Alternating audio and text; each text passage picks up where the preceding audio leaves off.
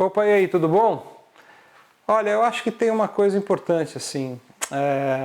Eu sei que talvez você já conheça meu trabalho, talvez você já me conheça, mas acho que está na hora de eu fazer uma apresentação formal e contar um pouquinho das minhas histórias, um pouquinho de quem eu sou e um pouquinho do que aconteceu desde que eu era um gurizinho, por que eu tenho tanta paixão pela aviação. Então, vem aqui comigo nesse vídeo do AvGeeks e eu vou te mostrar por que eu sou realmente um geek da aviation.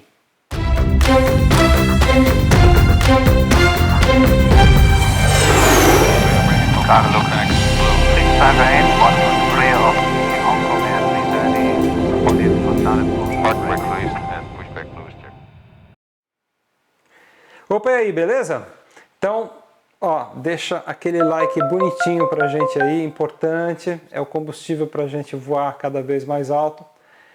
E agora chegou a hora de eu contar um pouquinho da minha história. Então vamos ter um papo aqui para você começar a entender quem que é esse maluco que está aqui te contando e te mostrando e vai estar sempre te mostrando coisas desse mundo maravilhoso da aviação. Meu nome é Gianfranco Betting, eu nasci em São Paulo em janeiro de 64.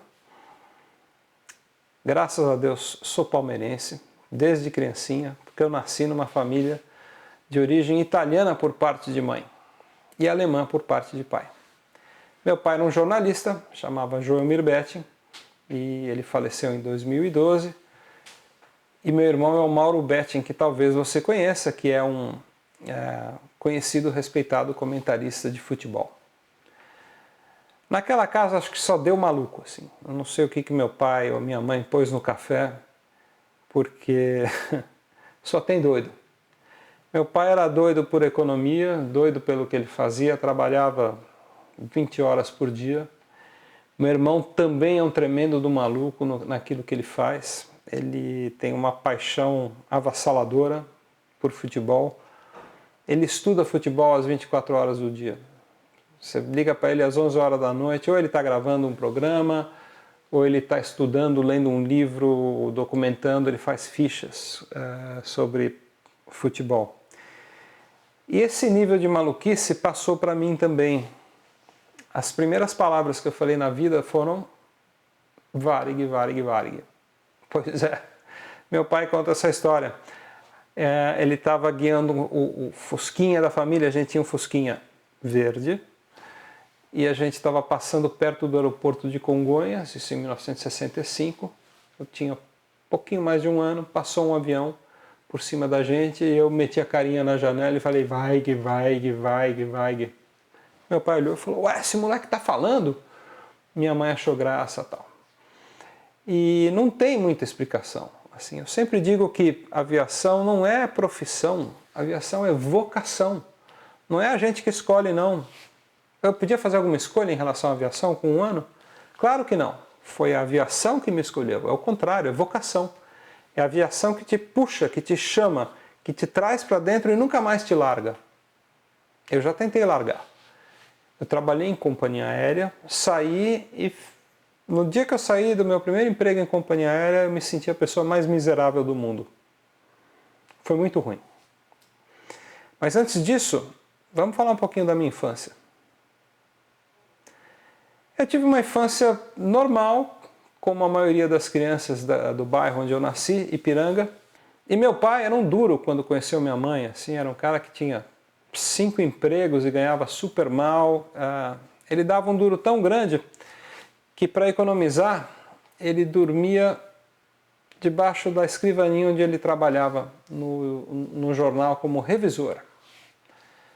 Enfim, ele casou com a minha mãe de novo nessa dureza e a gente foi morar na casa dos meus avós, que era uma casa um pouco mais confortável, porque meu pai não podia nem pagar aluguel.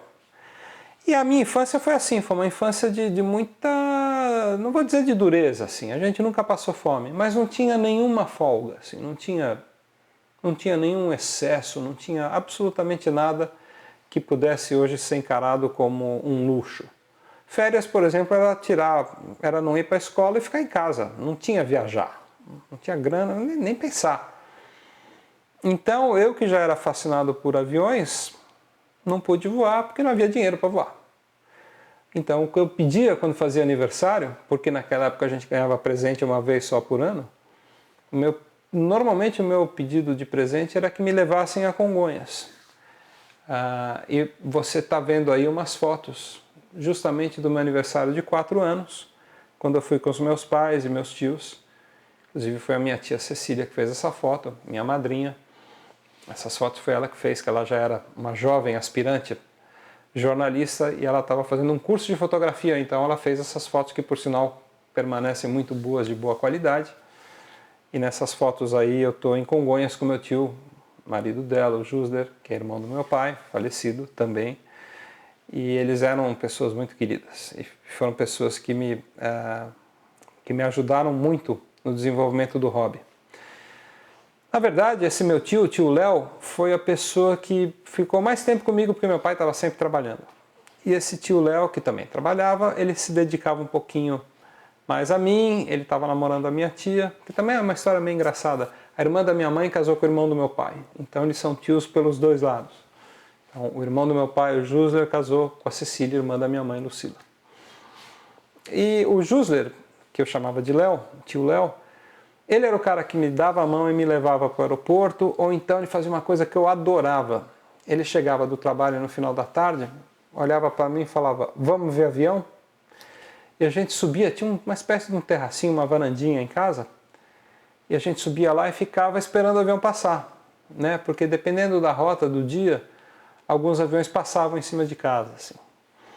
E para mim era fascinante, porque ele ia me falando os modelos, os tipos de avião, as companhias aéreas, eu ia aprendendo com ele, porque ele gostava muito de avião também. Então foi uma infância assim, sem mágoa nenhuma, aliás com grandes alegrias, porque ainda que a gente não tivesse muita grana, a gente tinha muito amor, era uma família muito italiana, muito ruidosa, muito amorosa, assim. A gente comemorava as vitórias do Palmeiras de forma muito expressiva. E eram anos de glória da academia palmeirense, a gente teve muita coisa para comemorar, muito título nacional paulista, 2 campeonatos brasileiros num ano só. O pessoal fala, pode ser 2 vezes campeão brasileiro num ano? Pode. Se tiver 5 torneios brasileiros num ano, pode ser campeão 5 vezes.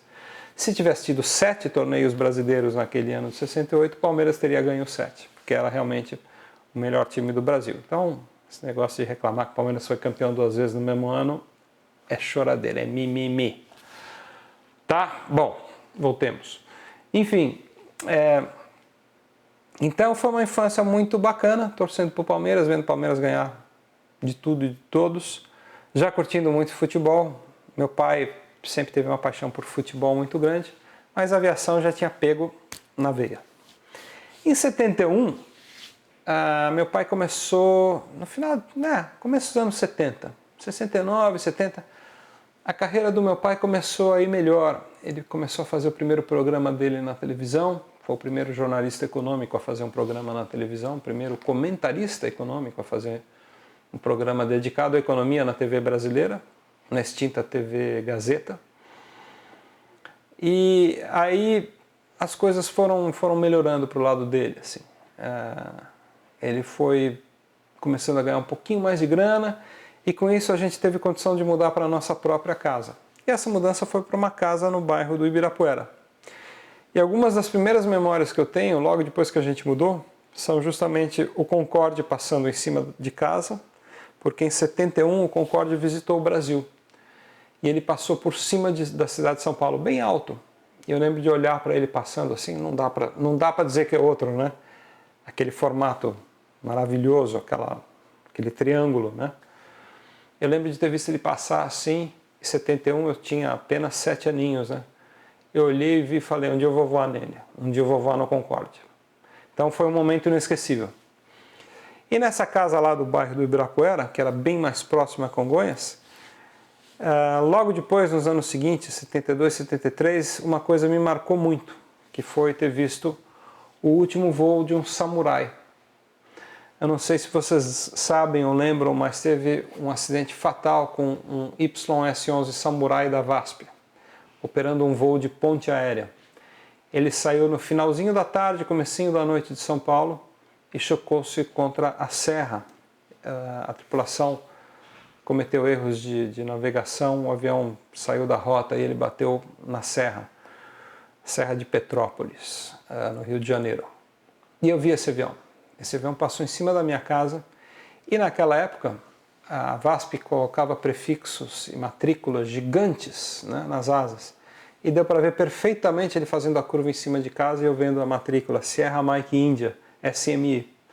Esse acidente me marcou muito por causa disso, porque foi um avião que eu vi em seu último voo.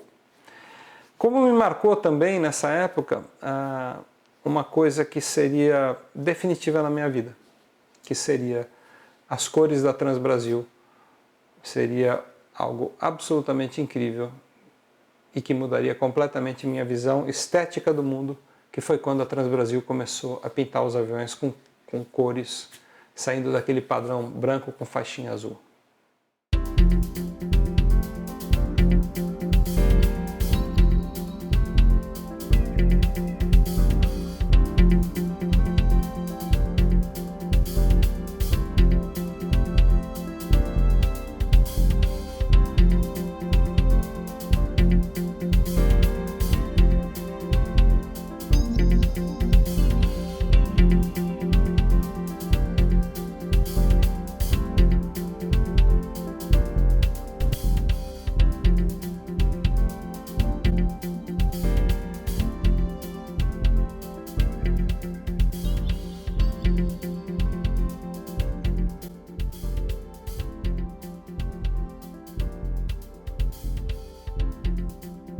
Aquilo foi uma coisa extraordinária na minha vida.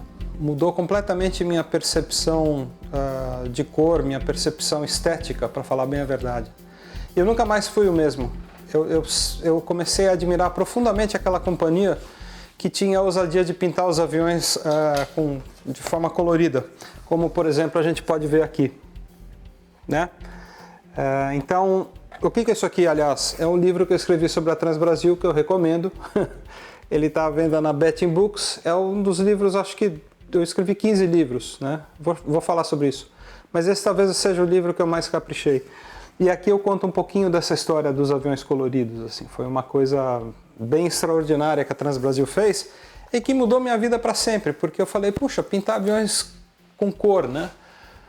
Usar a cor como um diferencial. E aí eu comecei a admirar demais essa companhia.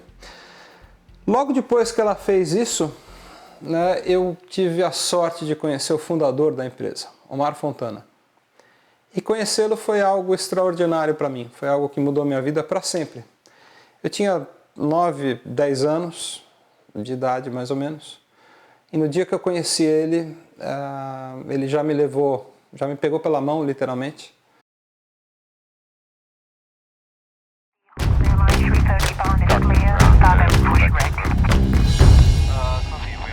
Cargo Blue 658, 1 clear of the Hong Kong Air 330, 48 foot, not a push.